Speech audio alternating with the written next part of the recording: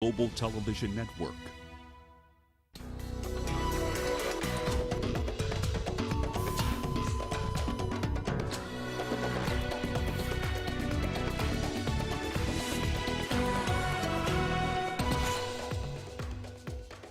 Taliban say they want peace, will respect women's rights under Islamic law.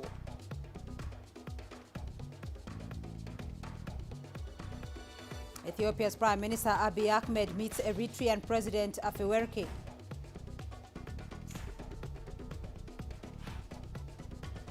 And Libya's constitutional foundation talks for elections reach a deadlock. Welcome to Africa Live on CGTN with me, Beatrice Marshall, in Nairobi. We'll bring you the details on those stories in just a moment, but first, here's Ramanyang with the day's business headlines. Rama. Thank you very much, Beatrice. Here's what's coming up in the next half hour. In business, Zambia's Eurobond investors are expecting that the president-elect's government might secure an IMF deal by April next year. And Zimbabwe is turning to clean energy in order to improve its electricity supply. We'll have the details on the stories and plenty more coming your way in the course of the hour. For now, let's start with the latest in current affairs with Beatrice. Rama, thank you. And our correspondents Girum Chala in Addis Ababa and Angela Coppola in Johannesburg will be joining us live for more stories across Africa.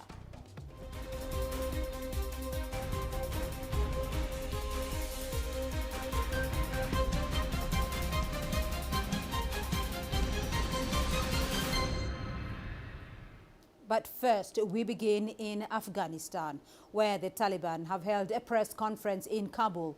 The presser is the first ever since they took over the capital and presidential palace.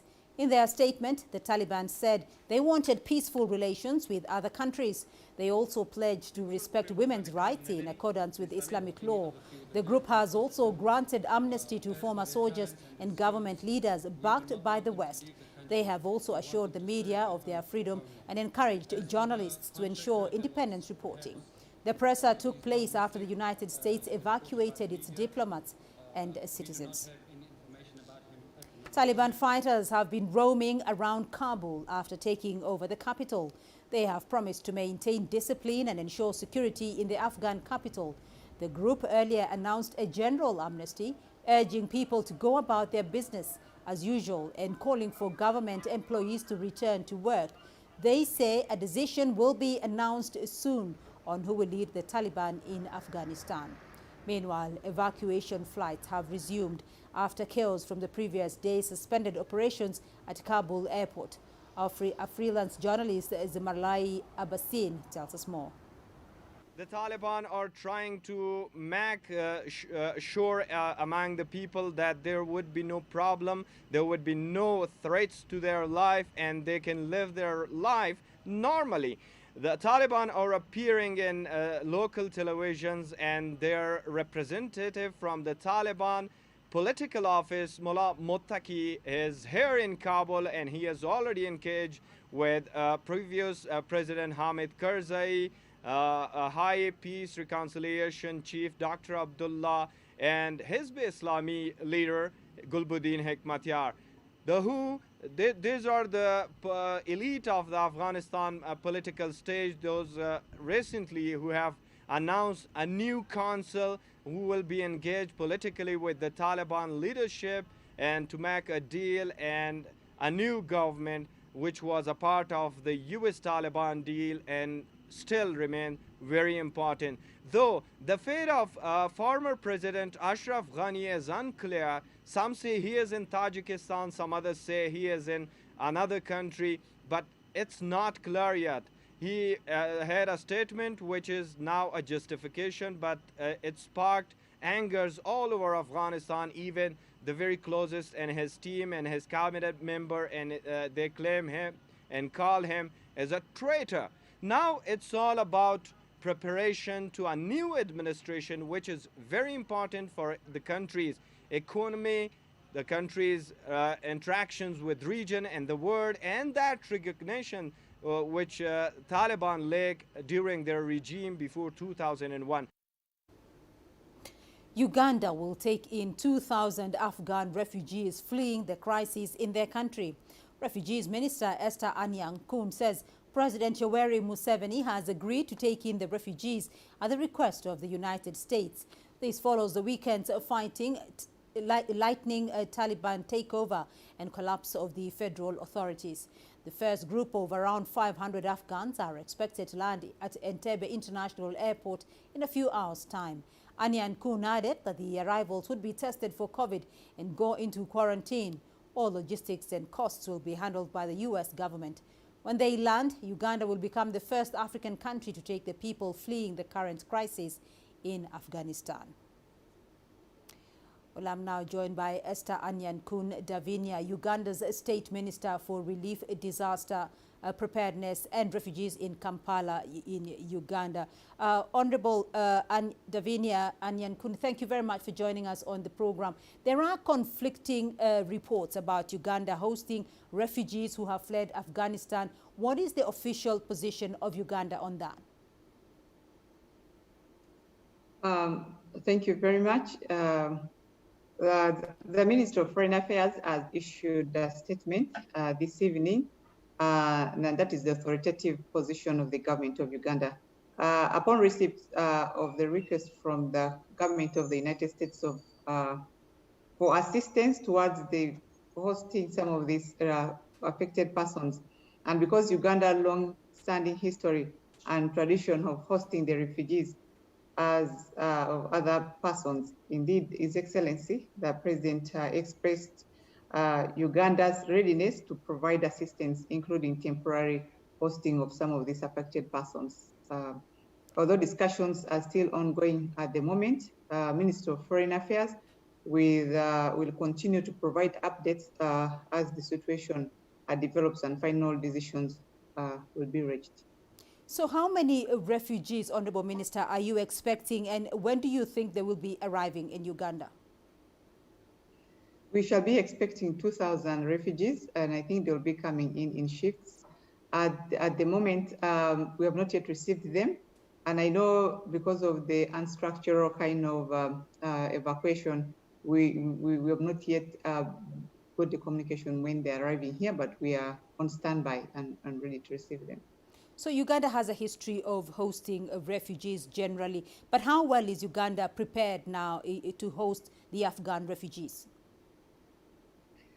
Uganda has an integrated response mechanism that can easily be activated, and that has been activated to handle the emergencies if it occurs, definitely. And the only requirement we shall just need will be, of course, the financial support, which the government, which United States of America has to cater for.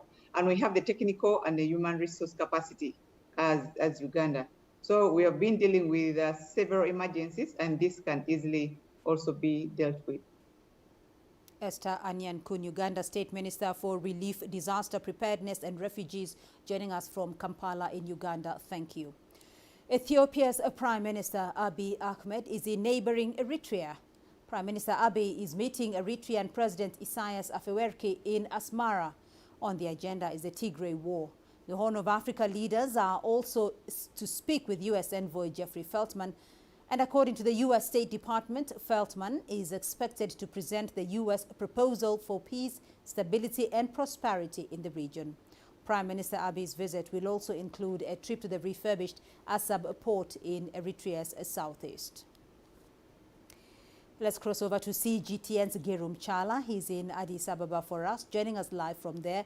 Girum, what can you tell us about Prime Minister Abiy Ahmed's meeting in Asmara with President Afewerki? Beatrice, is by the invitation of President Isaias Afewerki that Prime Minister Abiy Ahmed is reportedly in Asmara at the moment. Of course, the office of the Prime Minister has said nothing officially about this important visit, but the information we're hearing says that it is regional security, most importantly the insecurity in the northern part of Ethiopia, and also their collaboration in different sectors are going to be top on the agenda. And we have heard that the newly refurbished Assab port, which Ethiopia intends to use for its export and import, also going to be visited by the Prime Minister. So far what we know is this, Beatrice. Well, Girum, The two leaders are expected to meet with U.S. Envoy Jeffrey Feltman. What is on the agenda of that meeting, and what can be expected to come out of it? Well, of course, Jeffrey Feltman himself and the U.S. State Department have been time and again heard saying that the insecurity in the northern part of Ethiopia has been their priority when it comes to their momentary engagement with Ethiopia. They want this war to be concluded peacefully so that roundtable discussions can start. Jeffrey Feltman is expected to come to Addis Ababa, also visit other parts of Ethiopia. Now, what we expect out of this important meeting between the special envoy of President Biden and Ethiopian Prime Minister and other stakeholders is perhaps a way forward in a state of war and conflict, a way forward which is going to perhaps bring peace to the country by bringing all parties, all stakeholders in this war into a round table discussion. Already Jeffrey Feltman has been in Djibouti. Reports say that he has already spoken with Djiboutian president and also IGAD secretariat. So with this same agenda, we are expecting same discussions to be held here, and we hope that the result is going to be a peaceful resolution of the conflict in Ethiopia. Right, Gerum Chala joining us there from Addis Ababa in Ethiopia. The Libyan Political Dialogue Forum, which brings together players from all sides of the political divide, has failed to reach an agreement on the constitutional foundation for the planned December elections. This happened despite efforts by the UN support mission in Libya to get their sides to agree on the way forward. The rival sides were represented in a recent virtual meeting focused on setting the criteria for candidates who would run for parliament or the presidency, but could not agree on the issue. Adel Mahuri has more details. The United Nations support mission in Libya is frustrated by the Libyan Political Dialogue Forum. After participants in the August round of talks failed to reach an agreement over the legal regulations needed for the December elections, UNSMIL criticized the LPDF members. On its Twitter account, the UN body said that the forum's members, quote, often propose ideas and solutions that deviate from the roadmap. They often follow their partisan and particular interest instead of working for compromises in line with the roadmap. Some parties wanted to hold only parliamentary elections while delaying the presidential election to a later date. Others proposed criteria for candidates that would marginalize their rivals from running. For instance, some are pushing to allow people like Saif al-Islam, Gaddafi's son, to run. The UN mission has been criticized for giving room to such ideas to interrupt the talks. The deadlock has led to rival Libyan factions issuing their own legislation for the upcoming elections. Libya's eastern-based parliament speaker Aqila Saleh says his body will continue discussing an election law as they are keen to hold the polls in time as agreed, that is by the end of the year. The Western-based Council of State has warned against the passing of any law that it did not participate in formulating. The way out of this chaos is for the current government to achieve three goals. The first is to focus on a peaceful transition of power, to hold the presidential and parliamentary elections on time, and to make a new constitution. They also need to ensure that no one from the current politicians or military men runs in the elections. Libya must rely on new faces rather than working on marginalizing people like Haftar and keeping others from the rival sides or the other way around. The UN's road to issuing a legal guideline for the election is somewhat complicated.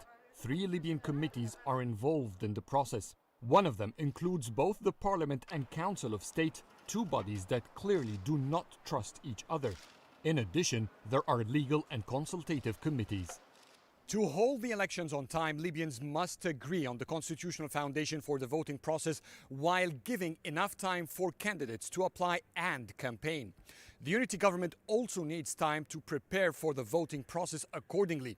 With only 5 months remaining on this crucial vote, Libya is running out of time. Adel Mahroui, CGTN, Cairo. Let's hear more now from Emma Dedin Badi, a senior analyst at Global Initiative Against Transnational Organized Crime based in Toronto, Canada. Emma Dedin, thank you for joining us on the program. So first, what are the reasons, though, behind the failure by the Libyan Political Dialogue Forum to reach an agreement on the constitutional foundation for the planned December elections? In a nutshell, I think it's a focus of the UN mission on the process rather than the on the outputs rather than the process. And on the Libyan side, it's really led to an enablement of spoilers. So if you look at the three tracks that we have from a security standpoint, the focus was on having a joint committee to cement the ceasefire, but not really on how that ceasefire would be cemented, how the security arrangements would work, how the military would be unified.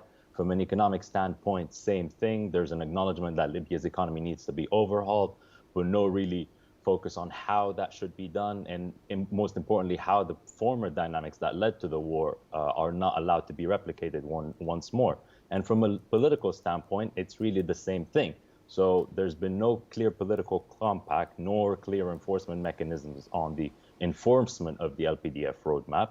And that has led now to an almost catch-22 situation where everyone, because of how the LPDF unfolded and because of all these obstacles, is now focused on presidential elections on the 24th of December instead of focusing on anything process related. And anyone that tries to contest the idea that maybe elections is not what is needed on that date in particular, and perhaps certain conditions should be attached to that for them to be free and fair, is ultimately labeled as spoilers. And that has really allowed several actors to weaponize a lot of aspects of the LPDF roadmap and nitpick what suits them best, basically. So if the how is not really being discussed, what then do you think needs to be done for the forum to agree on a way forward?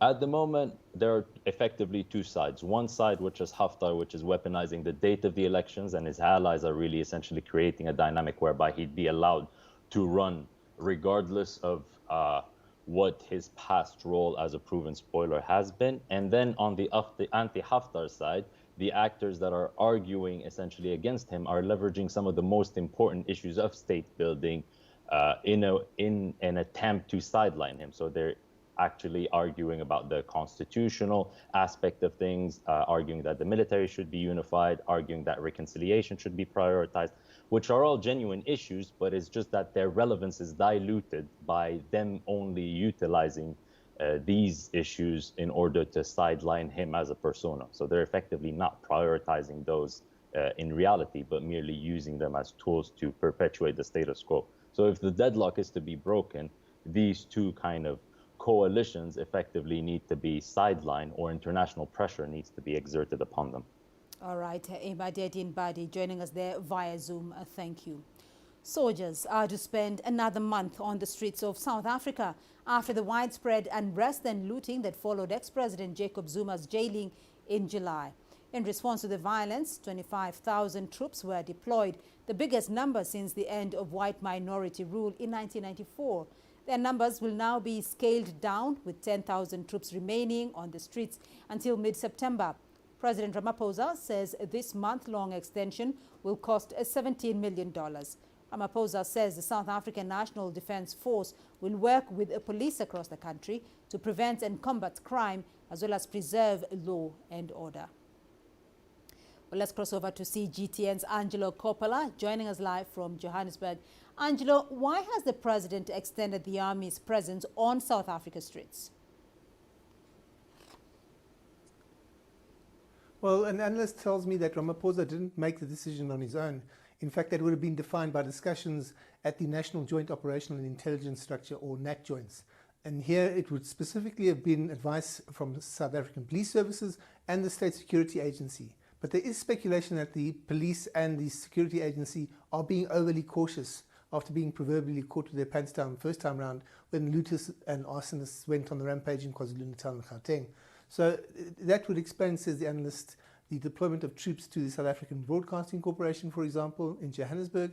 And then there's also been a deployment of troops outside one of Ramaphosa's residences. Clearly, there's a view that this isn't over just yet. Beatrice? Well, so exactly how has the army contributed to the prevention and combating of crime and the preservation of law and order in South Africa's streets? Well, look, they've been very effective when deployed to hotspots, and that's based on personal experience on the impact of their troop presence in a place like Alexander Township. I watched as looters went about their business having forced the police services to retreat so that they could go and rob shops. When the soldiers arrived a couple of hours later, the looters immediately disappeared as if by magic, and they stayed away. Of course, they're now working the supportive role that they have been doing all along, backing up the police services in that law and order enforcement duty that they have to undertake. And there also hasn't been any more looting or arson reported just yet. But clearly, Ramaphosa isn't taking any more chances. The last time we had an extended troop presence like this was during the last bout of xenophobic attacks we had in several provinces in South Africa. And guess what? They were in KwaZulu-Natal and in Gauteng. Beatrice. All right, Angelo Coppola joining us there from Johannesburg. Thank you. To Niger now, where officials have confirmed that about 37 people have been killed in a suspected Islamist attack in the western Tillabéri region. Reports say 13 of the dead are children. The Tillabéri region lies at the epicenter of Islamic violence in the Sahel region. The area is concentrated in the zone where Niger meets Mali and Burkina Faso. Multiple jihadist groups operate in the area, some linked to Al-Qaeda, others to the Islamic State group. Local, regional and international forces have been unable to contain the insurgency. To some developing news now, 47 migrants are feared to have died off the coast of Mauritania after a boat was found drifting with 7 survivors on board. An official with the UN's Migration Agency said Tuesday, according to Nicolas Hochat of the International Office for Migration, the boat left the Layun region of Western Sahara on August the 3rd, heading to the Spanish archipelago of the Canaries. It suffered an engine failure and drifted for nearly 2 weeks before being spotted by Mauritanian Coast Guards on Monday off Nouadhibou. You're watching Africa Live. Still ahead on the program. 31,000 Nigerians infected and 800 have died as the country deals with the cholera epidemic. And South Africa's local biotechnology company allowed to manufacture PCR test kits.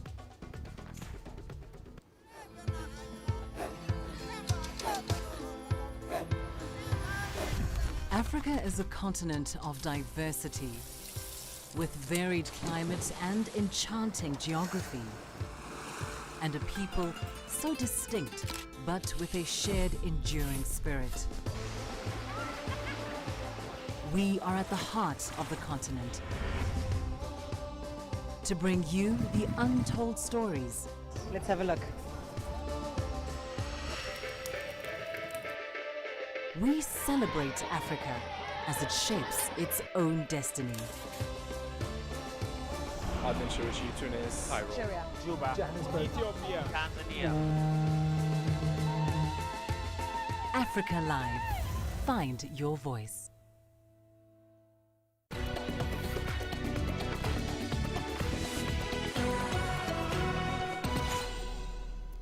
Nigeria is dealing with the cholera epidemic. Since January, more than 31,000 people have been infected with the disease and over 800 have died. The death toll in 6 months is almost half the figure recorded so far for the COVID-19 pandemic, a disease the country has been combating for nearly 2 years. Our correspondent Philly Haza tells us more from Abuja, the nation's capital. 65-year-old Conde Samuel has been diagnosed with cholera at this clinic on the outskirts of Abuja. I've been having a terrible stomach pain for days now. It got worse and I started stooling and vomiting uncontrollably.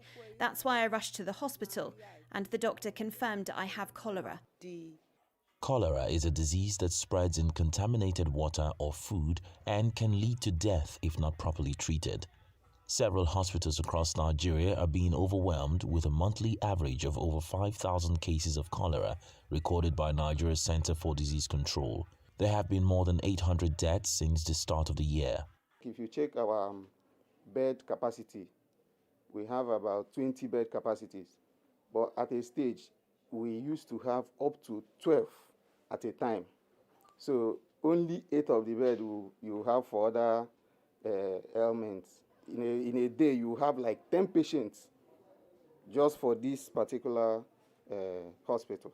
It's just see them, their loved one going down, and they don't even understand what is really happening.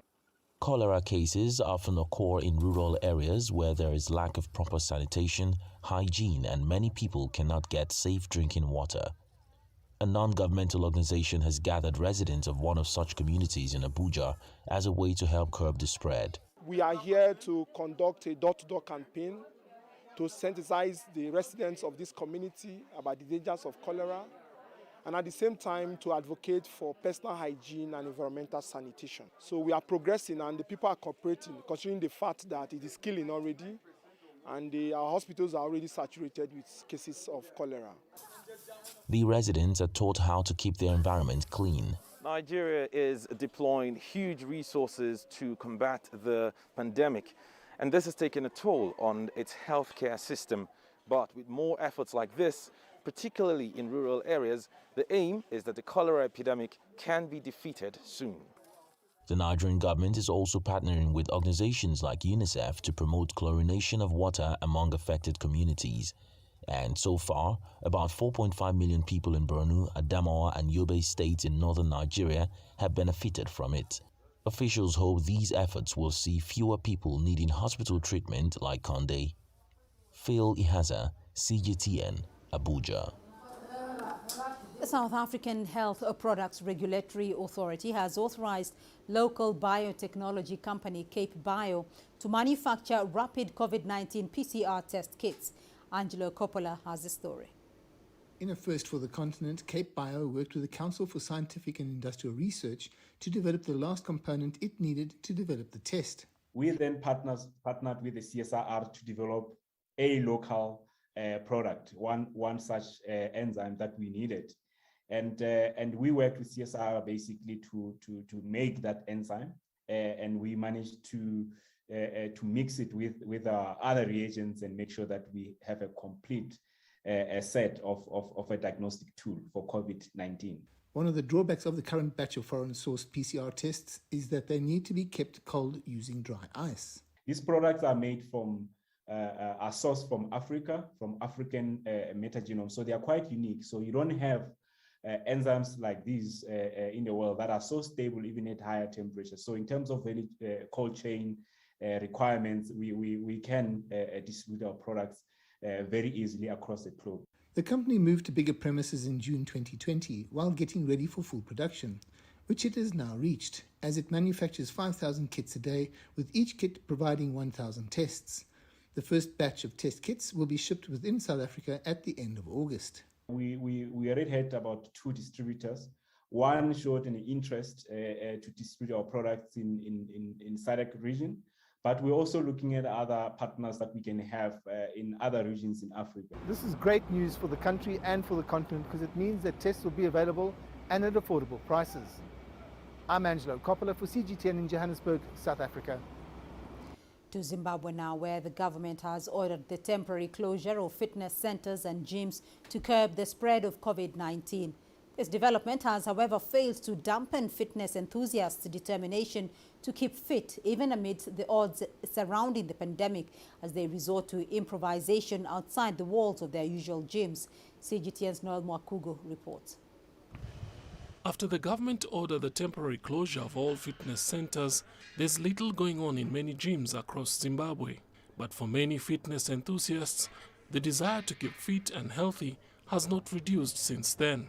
They have now sought alternatives to exercise outside the walls of gyms. Training people at home in the comfort and the security of a home space is what I've had to do.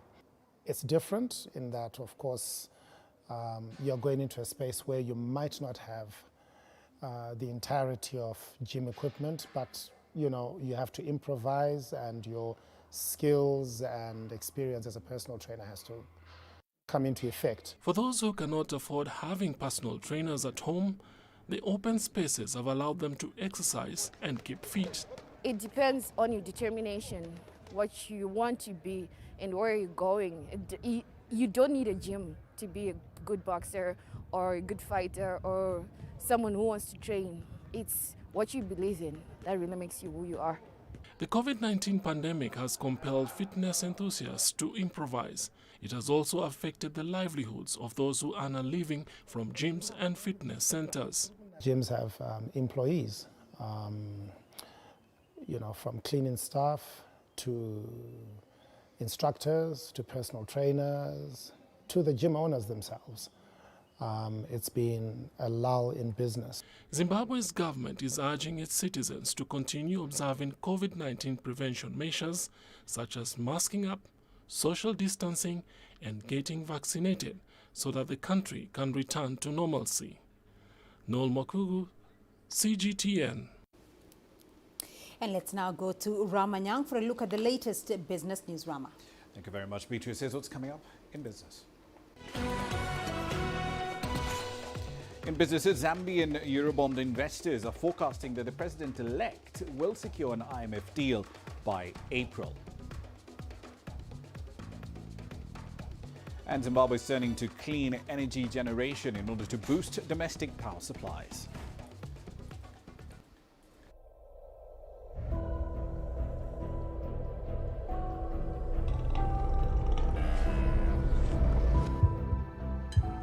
It's just taken me completely out of my depth, but at the same time it's exciting. It's new, it's different, it's a challenge. It's really exciting.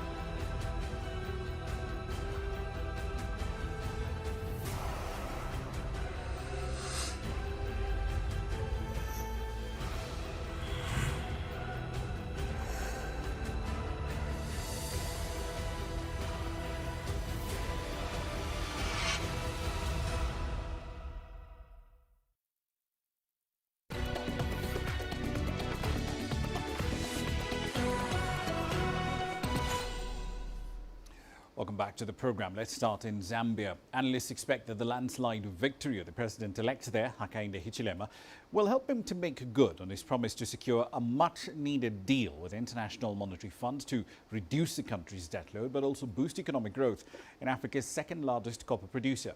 Setting the stage for an IMF lending program to support its recovery, Zambia said back in May that it had reached broad agreement with the Washington-based lender on macroeconomic and fiscal targets, as well as some key policy issues. Mr. Hichilema now plans to accelerate talks with the fund.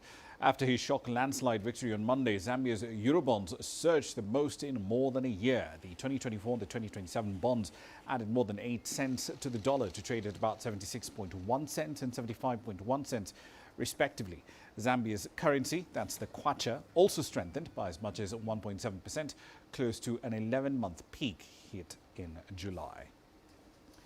In West Africa, Nigeria's President Muhammadu Buhari has signed into law a very long-awaited piece of legislation designed to completely overhaul the oil and gas sector in Africa's biggest crude producer. A harmonized version of the Petroleum Industry Bill, you'll hear it being referred to as a PIB more often than not, has completed its passage through both houses of Parliament on the 16th of July, nearly 2 decades. You heard that right, 2 decades after it was first introduced. The law aims to create a much clearer framework to simplify taxes and royalties for all companies working in Nigeria. Now, while oil does contribute to just 10% of Nigeria's GDP, it does account for nearly all of foreign exchange earnings coming into the country and at least half of government revenue. The economic growth cycle there is in fact very closely linked to crude output and crude oil sales. The United Nations' latest report on climate change is alarming, but not a complete surprise. The Intergovernmental Panel on Climate Change noted in some cases the irreversible effects of our human influence on the planet and warned of much warmer temperatures a lot earlier than expected. South Africa's Environmental Ministry says that the scientific assessment is a reminder of the urgent changes that need to be made. Here's CGTN's Sumitra Naidu with this report.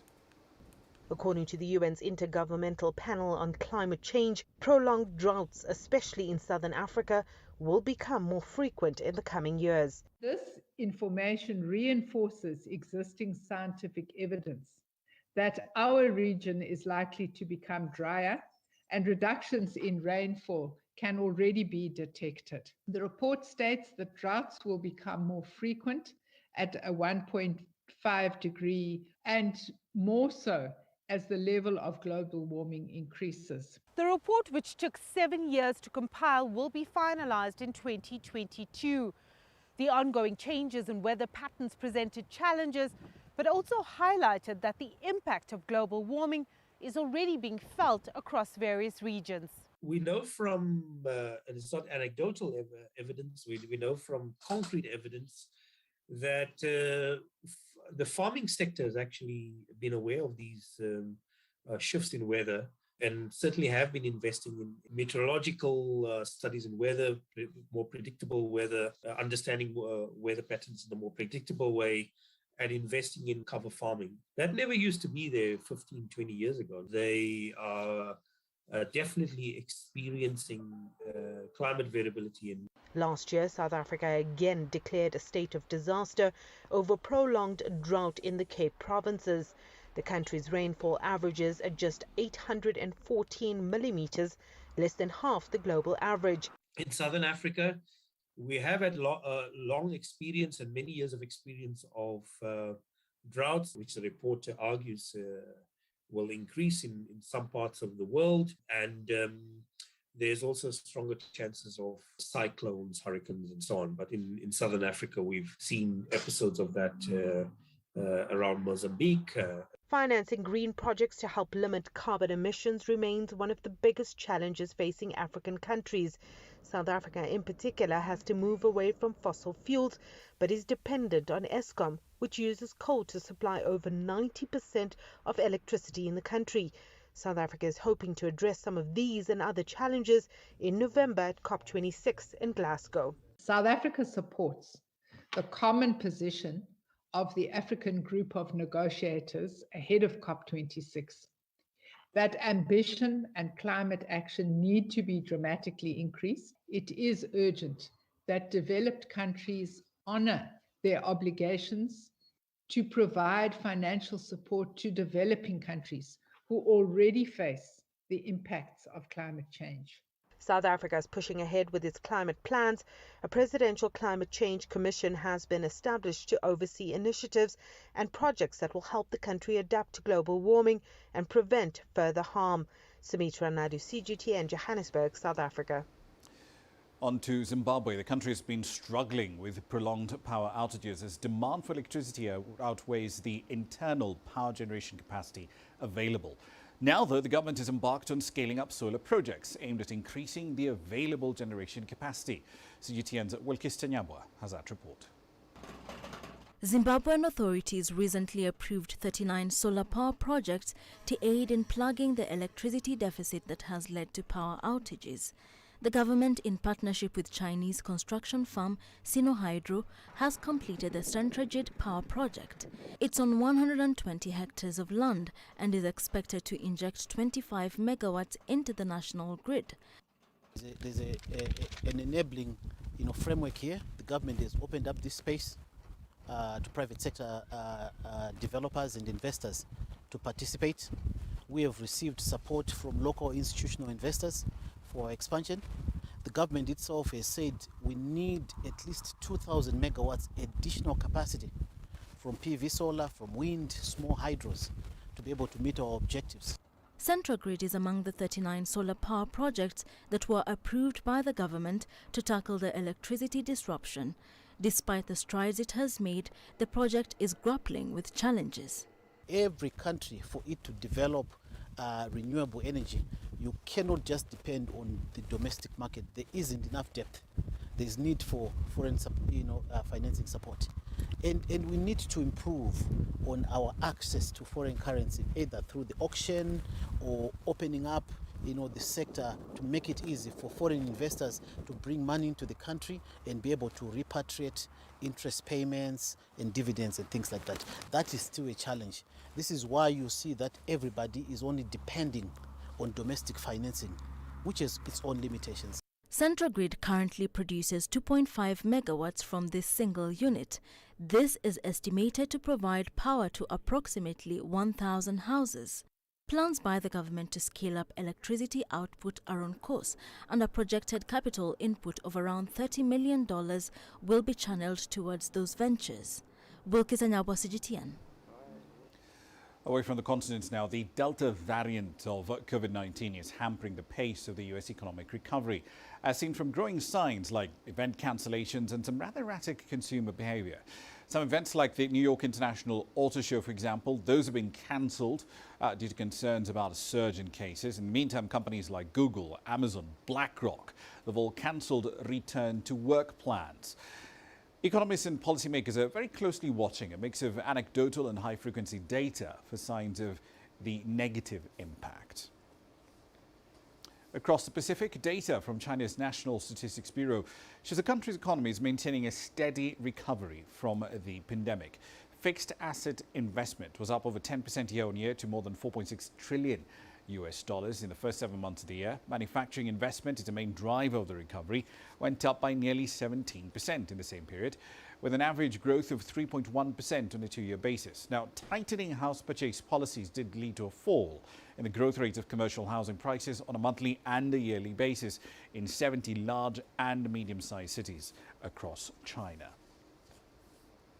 And we're still in China. Authorities there are ramping up efforts to improve the country's environmental, social and governance, or ESG, rating system. Now, the move comes in a bid to better link international markets and boost high-quality development as well. The central government has introduced ESGs as a necessary measure for companies to fulfill their social responsibilities, and it's urging state-owned enterprises and local enterprises as well to champion the process. I'll leave you there for the time being, but I'll be back at the top of the hour. In global business, we'll be heading back to Nigeria. The country's president, Muhammadu Buhari, has signed into law this long-awaited piece of legislation to overhaul the oil and gas industry. Africa's biggest crude producers banking on reforms to attract a much greater share of capital allocated to fossil fuel projects. But given that 20-year delay, is it too little too late? We'll have some answers for you live from Abuja. For now, back to Beatrice. Rama, thank you. And we still have more news for you here in the program. Here's what's ahead. We'll bring you our continuing series on the Masai Mara. We'll look at how communities in the Masai Mara Reserve exist peacefully with nature. The greatest journeys, the greatest sights, the greatest adventures. Here in Panata, this weir allows the locals to walk on water. We're far more than just TV news. We're your passport to the wonders of Africa. To bring you stories of struggle, survival and hope.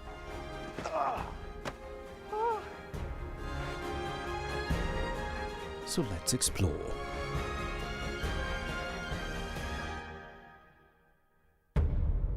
CGTN.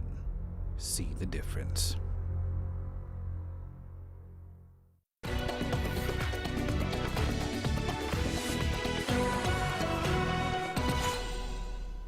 Communities living around the Masai Mara have been coexisting with wildlife for decades, but with growing populations and increased need for grazing, a more coordinated model is being implemented between communities and hotels surrounding the Masai Mara Game Reserve. Domestic cattle herds alongside wild animals. For Kenya's Maasai community, this incongruous pairing is nothing new. If we talk of the Maasai people and wildlife, they've been together since the beginning. So they have got ways whereby they can stay in harmony. Let's say they are able to face also to protect their cattle with the spear and the swords from the lions. So that interaction is actually from the beginning. The community makes up the majority of the population that lives around the Masai Mara Game Reserve. And while coexistence with the neighboring wildlife is generally peaceful, drought can drive some animals onto community farmland, with predators following close behind. The time when the wild beasts are going back to Serengeti, it's a very hard time for the breeders. And you find a few zebras, and they don't like staying in the tall grass. And you find them getting out of the park, going to the community. And you also find the predators, like the lions. They do follow them outside the park. And when they are there, they go for the easy kill. And the easy kill is always the domestic animal. To appease the communities and protect wildlife from revenge attacks, the Conservancy compensates herders for any loss of livestock. What we have been doing as Mara Conservancy, we normally compensate any domestic kill. Like a cow or a goat, we compensate them, but not much, just a little. And that it has kept them happy with us here. And while this strategy works well in the National Game Reserve, conservancies around the park adopt a different approach. Nairobi has got a unique way whereby we try to integrate livestock and wildlife, in the sense that we just allow cattle in the conservancy at a particular time, maybe just starting at 10 until 3:30. Then by that time they go back to their villages. The compromise allows communities to take advantage of otherwise depleted grazing areas while avoiding competition with local wildlife. When it comes to conservation or sort of conservancy, it was a different case, because the whole point here is actually to bring a better understanding of wildlife. A cow can be sold and slaughtered, but the same thing, and a giraffe or a lion can earn the money at the end of every month. So it has become something like a cow to them. Repeated returns rather than a one-off slaughter. For the pastoralists who call this incredibly biodiverse part of Kenya home, it's a paradigm shift that's allowing both wildlife and herding enterprises to prosper. Daniel Plafker for CGTN. And your sports news coming up next. Here's what's ahead. Afghan athletes denied historic chance to appear at the Paralympic Games due to a nationwide upheaval.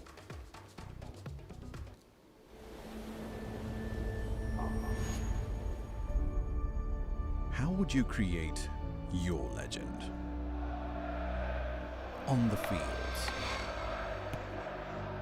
on the tracks, in the arenas of Africa.